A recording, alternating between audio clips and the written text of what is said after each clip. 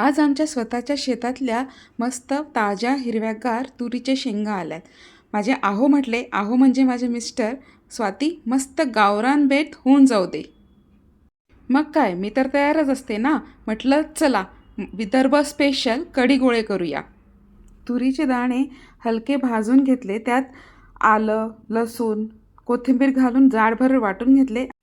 स्क्रीनवर दिसतात आहे त्या पद्धतीने सर्व मसाले घालून आपण हे सर्व व्यवस्थित मिक्स करून घेतलेलं आहे. आता आपण याचे असे छोटे छोटे गोळे करून घेणार आहोत.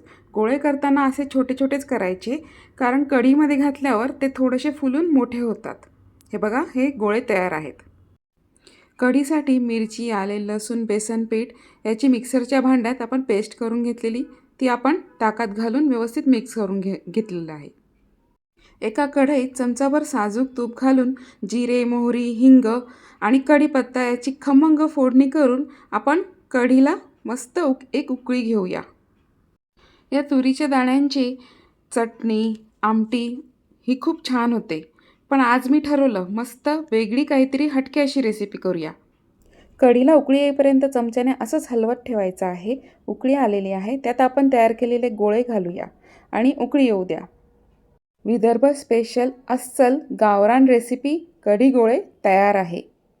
हे कढी गोळे तुम्ही गरमागरम भाकरी, भात, चपातीसोबत सर्व करा आणि कसे झाले ते आम्हाला कमेंट सेक्शनमधून नक्की कळवा. बाय.